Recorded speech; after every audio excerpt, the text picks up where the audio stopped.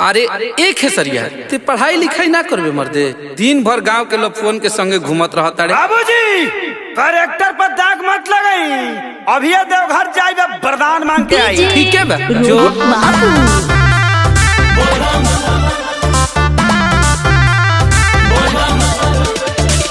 and इसकी music Digwa Digwa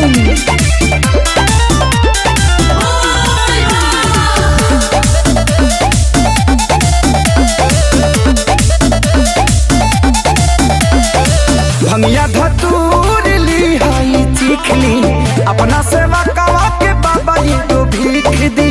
बाबा मजबूरी बुझना तो बाप बड़ा मारी। भंगिया धतूर ली हाई चिखली अपना सेवा कवा के बाबा ये तो भीख दी। हे भोला बाबा वरदान मांगते।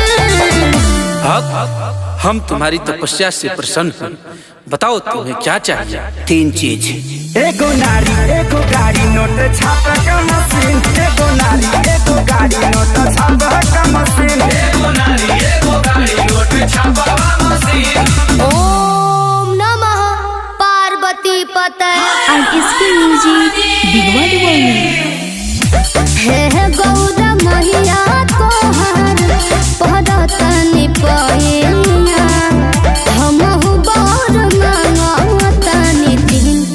हम तुम्हारी तपस्या से प्रसन्न हुए बालिके, बताओ तुम्हें क्या चाहिए? सुन घर एगो घर एगो वाशिंग मशीन। सुन घर एगो वाशिंग मशीन। बालिके, ये वॉशिंग मशीन क्या होता है? माते ई आधुनिक युग के कपड़ा धोए वाला मशीन ह।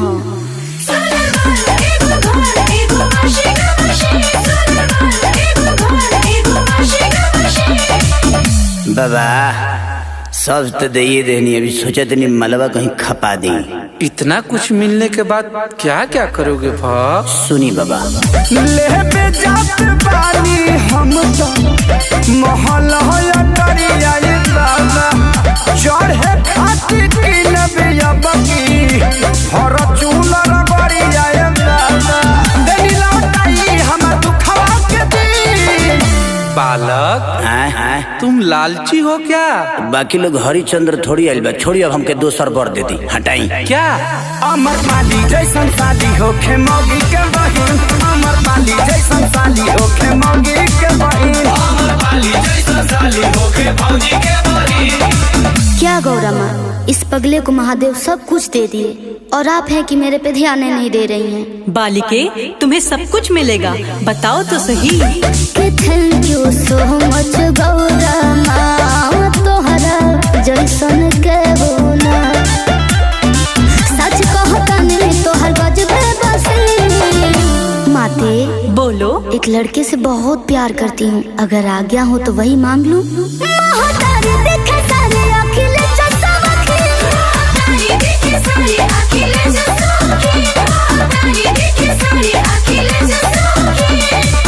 का ब्यास तारा के तो ढेर कुछ मिल गलो। एकर मलकिनी तेहिन होके चल। इसकी म्यूजिक दिगवा दिगवाली।